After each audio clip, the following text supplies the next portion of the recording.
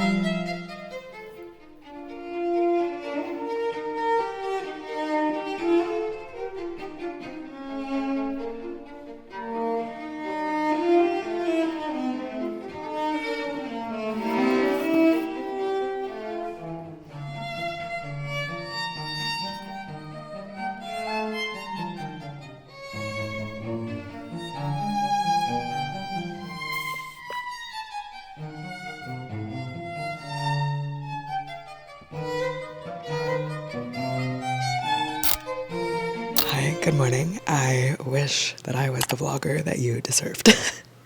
But I did the thing where I am feeling really good.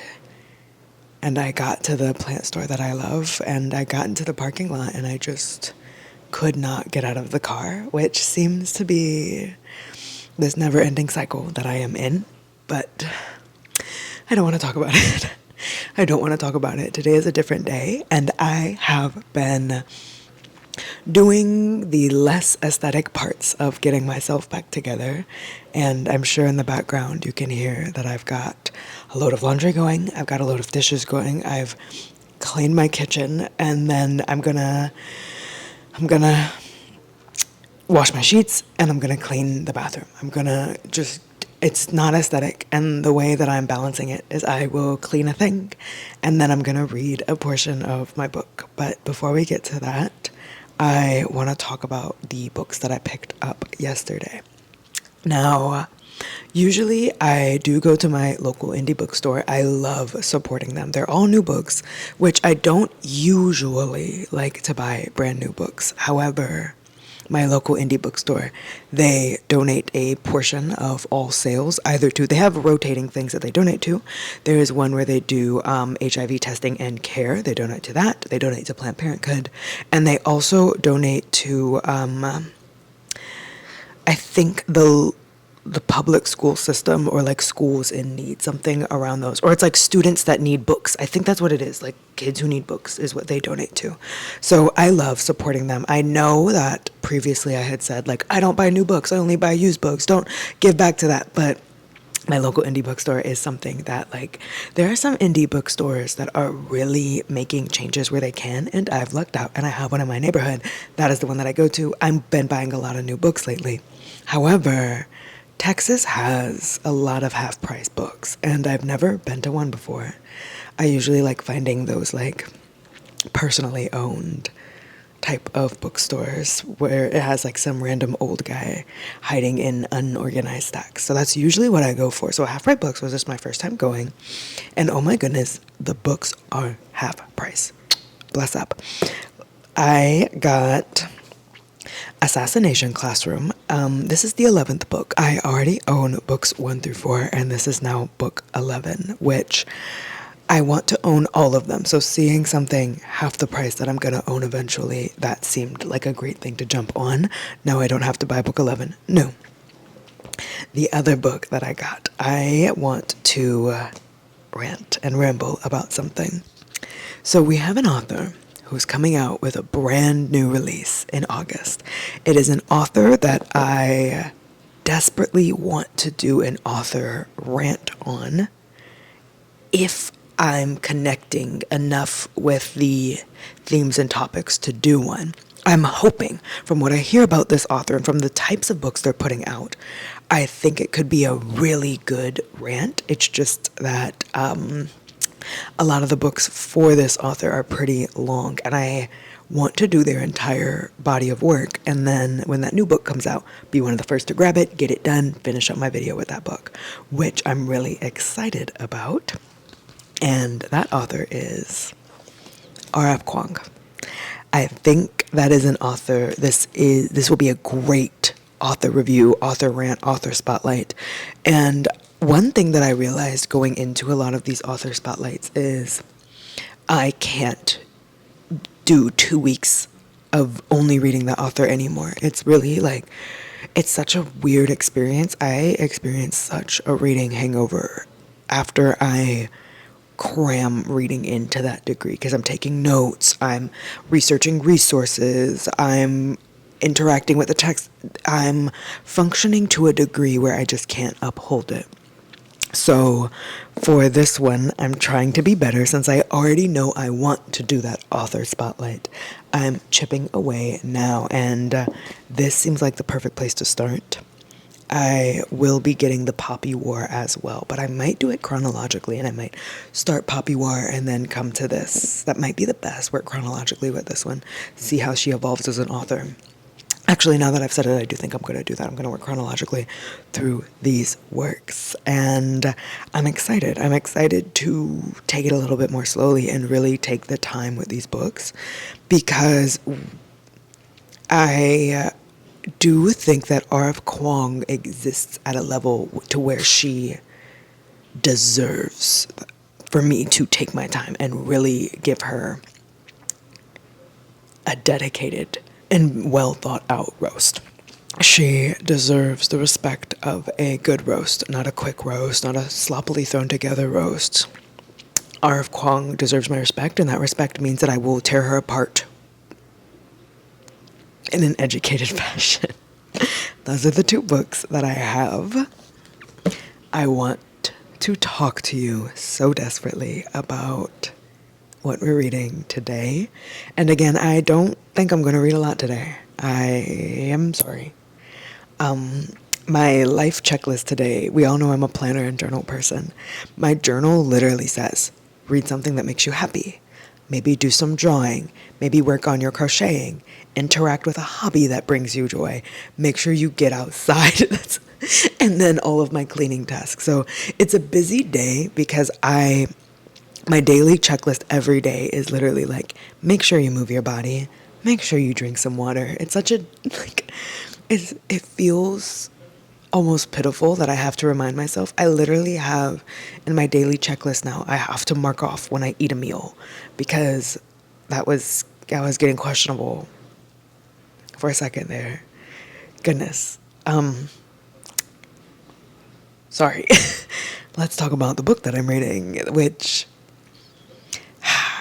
I'm having a lot of fun with. And I want to talk about it because it also brings in grief, and I think it's a very different grief than the one I'm feeling.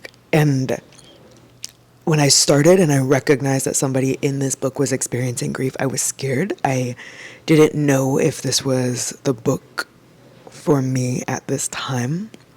But grief is so different for everybody. And the FMC in this book, she has lost a partner. And I do think, while everybody's feelings are valid, they're different. So I'm not feeling like it's too much for me to take on right now. Oops. The book that I'm talking about is You Made a Fool of Death with Your Beauty. Let me tell you what's going on right now. I'm only on page 40, and like I said, I'm doing my little break time, so I'm going to let myself read a little bit before I have to do my next get my life together task. And I think later we're going to take the book outside so I can get my, get outside time done. I'm over here I need to make sure that I'm just a sad little turnip that needs to photosynthesize. Let me make sure I get some outside time. But back to where I'm at with this book. So this book has opened up with Faye. And Faye is grieving the loss of her partner, her husband. You get flashes of it. I love how grief is represented in here. I love how you're just getting flashes and you're hearing about struggles. But she had lost her partner 5 years ago. And at a party, you open up with Faye at this party, and she makes contact with a fine man. And they make the eye contact. She goes up to him and she's like, you meet naked now. They meet up in the bathroom, and they meet up in the bathroom. So that's what's going down at the party. Opening scene. Faye falls into a sneaky link type of situation with this guy. It's nothing serious, but she's not ready for anything serious, and he's not opening up to her in a way. These two exist around each other, but he's not quite talking to her. She's not quite talking to him. It just doesn't really open them up in that type of fashion. Well, at a party, so this guy's name is Milan. Milan invites Faye to this party, and Faye makes eye contact with another fine man. It's one of those fine men in a fine man hangout group, right? So Milan introduces Faye, and he's like, Faye, these are my boys. And one of the boys, the one that she was making eye contact with, his name is Nasir. Nasir, fine, chocolate, tall, little slim track runner build. So Faye is taking some space from the party, and Nasir comes up, the homeboy, not the guy. hooking up with. And Nasir tries to make a move. She snaps at him. She's not for it. Well, check two, some time passes. Faye and Milan, they split up. It was kind of, we all knew it was going to happen. We're not sad about this split up at this point. I'm literally at page 40 as I'm checking in with you right now. So Milan, they split up, and Nasir hits Faye up, the guy that had made a move on her, the homeboy. And Faye's like, hey, I'm not homie hopping. I don't know what's going on here. He's a gentleman. He's really sweet. He's really cool. He's like, I felt something with you. How about I just take you out to eat and we just feel it out? I'm not pressuring you into anything. I'm not my boy. Let's just see what's going on. And he was like, and respectfully, if I need to talk to my boy and that's a conversation, that's our business, not your business. You're separate. I'm interested in you. It's not homie hopping. It's not necessarily disrespectful. There's no bro code. I'm a grown man. I'm interested. I'm making these moves. Which, yes. So the scene that I'm at right now is Nasir has asked Faye on a first date. And he immediately is like, hey, just checking in. You're 20. You're in your late 20s, which love a grown cast. You're in your late 20s. What's going on here? Like, did somebody break you? Like, did somebody hurt you? And she's like, walls go up, but he is really great about reading the room and recognizing when he's crossed a line. So she, like, her hackles go up a little bit, and he's like, sorry, didn't mean it like that. Let me rephrase. I'm interested in something serious. What has led you to be in this space to not want something serious? And is there any way in which we like come together? And she opens up about losing her partner in a car crash. And he's so sympathetic, and he immediately redrafts and reroutes, and he says, let's take it so slow, and the type of slow where we're just friends. Like, do you just want to be friends? And in the world of dating today, I don't think I've met anybody like that allows you that slowness. So right now, I'm a huge fan of Nasir.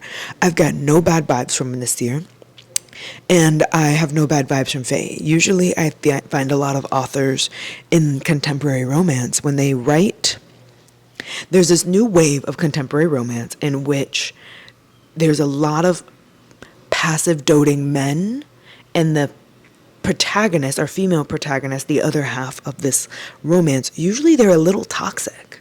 They come off so toxic, but the men are so passive and doting. I get it. We write romances for what we need in the world and for what we don't see in real life, whatever. I hear that. But I'm loving this year. I'm loving them. I'm loving their banter. Again, I'm loving how he can read the room, how he redrafts. I like their little back and forth. And currently they're discussing how Nasir would love to see her art and what kind of art does she do. And she again has these hackles up because when she's like, oh yeah, you can for sure come and see my art one day. But in her mind, she's like, he'll never see that. But he follows in and he goes, great. When's the next time you're free? I would love to come see your art this weekend. He presses in a way that shows his interest, but he doesn't feel pressure-y. Love him. Loving their dynamic right now. I'm at page 40. I am afraid because right now I'm feeling the like butterflies and joy. But I am gonna check in with you later. I'm gonna do a little bit of reading. I'm gonna go do some unesthetic stuff and scrub a toilet or something, and I'll check in with you when I have more thoughts. I know I usually love to film like a little clip here and there set to music, but for the unesthetic parts of today, I'm really no camera, no cuteness. I'm really just rolling my sleeves up and getting it straight. So I guess I will see you in a few when I have some more thoughts. There is so much that I have to tell you. Oh my goodness. Last we talked, Faye and Nasir had been going on their first date, right? Well, we're in a whole different setting now. Basically, Nasir's dad is an art collector and has a lot of connects. So Nasir brought Faye up to his dad, as in like, she's an artist, I haven't seen her work yet. However, I know there's this major show and you guys just had somebody drop out. You should put her name in, check her out. She got the opportunity. This was all before he had even seen her work, right?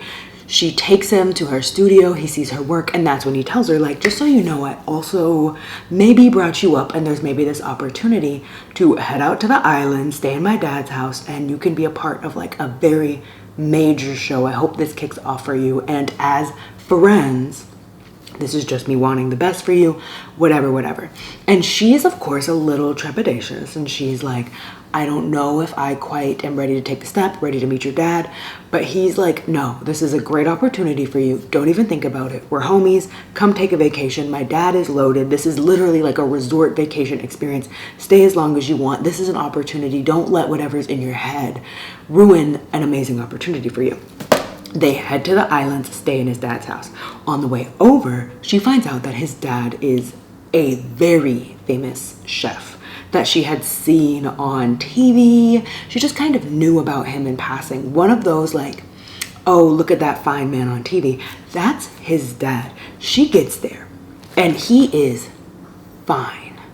Oh my goodness, this man is fine. But her and Nasir have like a weird little headbutt moment, right? Because he's like, hey, there's something I need to tell you before you meet him. He's a little extra. And she was like, oh, is he gay? And he's like, no. Like he like really like gets really animated. She's like, oh, my bad, sorry. And he's like, my bad, no, my bad. There, we had some bad press a while ago. Sorry, I jumped on your throat. She meets the dad. The dad's name is Alim. He is wonderful. He's cooking. The descriptions of food in here are so good. She's staying in this gorgeous mansion that's like overlooks the ocean. It's primarily glass. It's beautiful, right? Well, there's a night where Faye isn't having the best night. She has a little bit of a nightmare, right? She wakes up and goes to go spend some time in this like secret, beautiful garden just because she doesn't want to go back to sleep, doesn't want to deal with that nightmare, doesn't want to deal with those feelings. And Alim is out there, the dad. And so she's over here, Faye's panicking because she's like, oh man, I've got a little bit of a crush. This isn't okay. I shouldn't be feeling this type of yearning. Alim is out there, they talk. But what they talk about is what it was to lose a loved one because his wife from 20 years ago had passed. And they're talking about what it is to lose somebody and how that never really goes away and how you don't get over grief.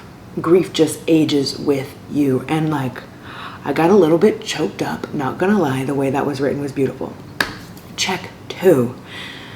Then a few days go by. She's been there for 2 weeks in that house. Her and Alim kind of like pass by each other, right? And they have like small little moments. Like they had a moment where at an early morning breakfast. Nasir isn't really an early morning person. Mind you, as these 2 weeks go by, it's referenced that her and Nasir are like spending time in town, spending time together. But she doesn't see Alim that much because he's busy. He literally runs Michelin star restaurants. But they've had a moment in the breakfast nook where he was awake early, she was awake early, and they talked about him experimenting in the kitchen and how she would like to just be there while he cooked and like to see that process, that creative process. And he says yes, that was one of their moments.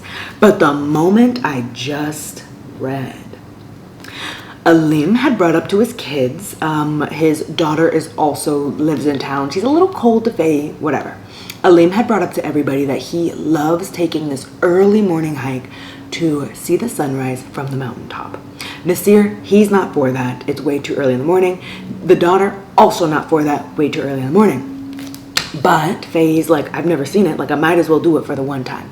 Her and Alim go up to see the sunrise on the mountain alone. And he opens up to her about a love that he once had because when they had that garden moment, they talked about if you could fall in love again.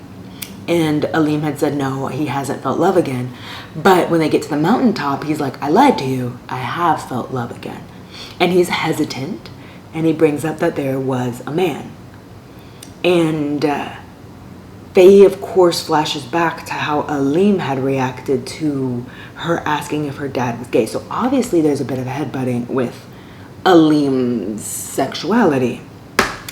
Faye is there for him. He talks about this situation that he had, this love that he held for a man, and how introducing that man into his life to his kids, it didn't mesh. It didn't work out. That didn't feel good. So he said that he had that choice between love or his kids, and he had to choose his kids, and they are the lights of his life, of course. And Faye, she brings up her past relationships, how she's feeling, but in this moment she leans in and hugs him, right? Just like a quick, like, my goodness, you shouldn't have had to make that decision. And there is some yearning. End scene. I'm gonna stop there for a second because the next step of getting my house together is I'm gonna go scrub the bathroom down. And if I do that quickly, I can get that necessary mental health outdoor time, and I think I'm gonna take the book and finish it outside. That's the plan. Break.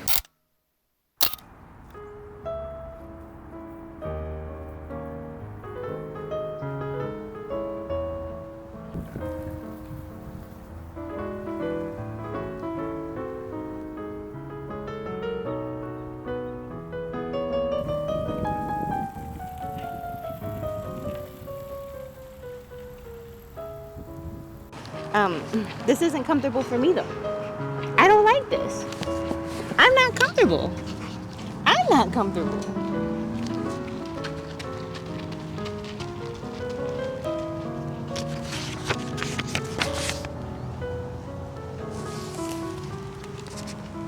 You guys, the tension is building.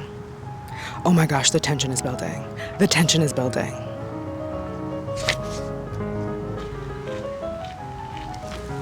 Code red kissing is happening. Code red kissing is happening.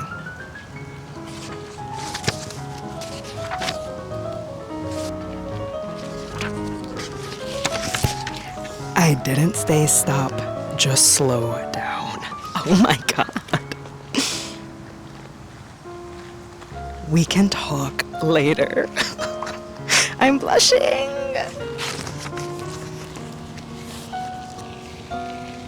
What do you have to say?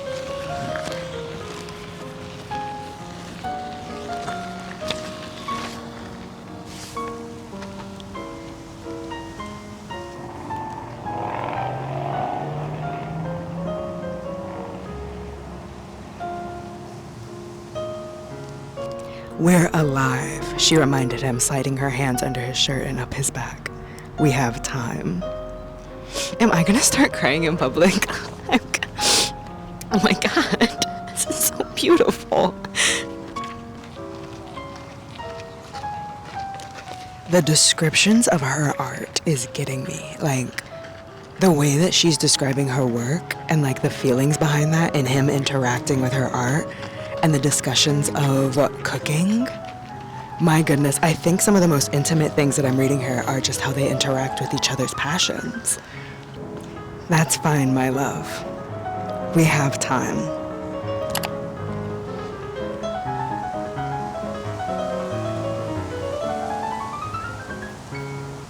Oh my gosh.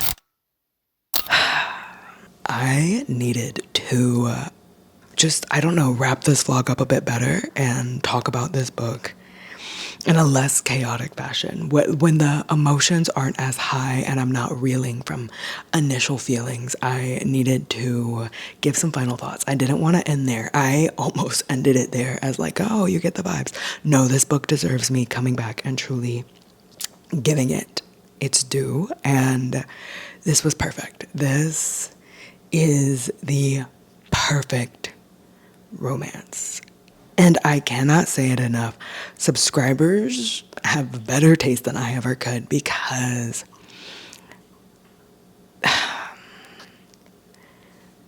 these characters. Okay, so let me think of how to best sing my praises for this book. When I first read the synopsis, I laughed because I was like, oh my gosh, this is such a silly little messy romp. I thought this was just going to be drama and mess, but this was such a human story. Even when I read the first couple chapters, I was like, oh my gosh, LOL, silly little messy romp. But no, there was humanity in this. These characters, every single one of them, because usually in romances I feel like the characters are cardboard cutouts and tropes. This was not that. This was a snapshot of life. This was so intimate.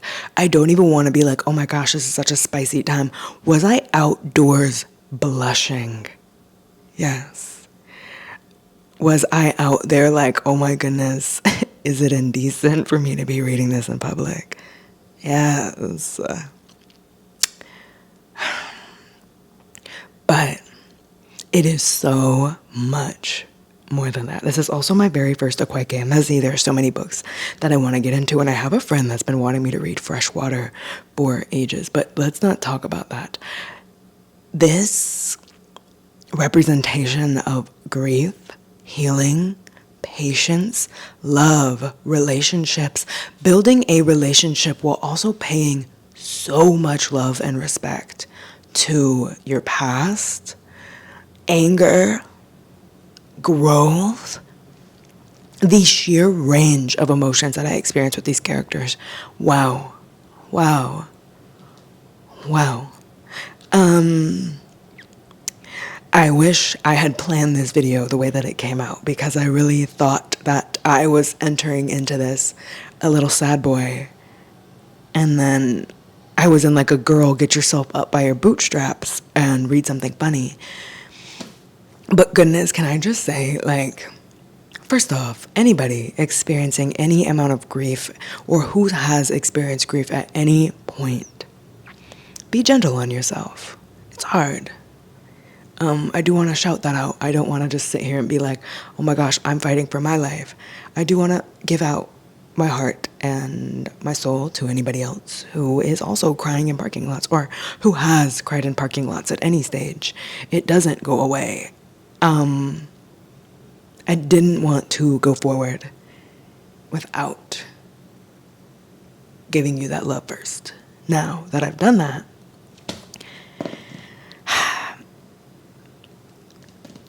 this is the kind of book that I think is so important to read, and it makes me so thankful for friendship as well. The friendships in this, that's where I choked up a little bit. There's a scene at the end where there's a reaching out of friendship, and it's just, my goodness, that little twist for that friend to reach out and for that person to shout that person out. I thought that was so major, and that was the point where I was like, oh my gosh. Oh. I also teared up at the scene of Faye doing her commissioned art piece and that mother coming in with her grief. My goodness, the grief that was in here was so powerful. It was so powerful in a way that, no, I don't have words for that. I wish I could word that better. I wish I could. March is starting off crazy because I'm sitting here at the end of the month, I only choose 5 to 6 favorites. Is anything gonna, I already want to spoil the end of March. We have a favorite. You will be seeing this again, and hopefully I get my words together a bit better for that, because I don't really see a reality in which this won't be in my favorites video. I think I'm gonna sign off there. We had just sat on a bench and did some reading, so I'm gonna take him down to the park to tire him out. And I'm gonna make my bed. And to anybody else whose checklists look like my checklists, feed yourself, hydrate, go get outside, you sad little turnip. You're not alone. I don't want anybody to ever feel alone. And truly be gentle on yourself. If your checklist is do a load of laundry and leave it in the dryer, because that was mine. You heard me at no point say put my laundry away. I did not think that I could do that. My kitchen is clean, and I read a great book. I got outdoors, and I made it to a coffee shop and a bookstore. Didn't make it to the plant store, that was a lot. But a lot happened in this vlog, which feels good, because I've been so afraid to vlog because I've been unreliable. I've been stumbling along, and so this felt great. Thank you for hanging out. And again, if your checklist is simple and your checklist is literally hydrate and eat, then let me emphasize that. Go hydrate. Go eat. And that's enough. And go read this book. I will talk to you next time.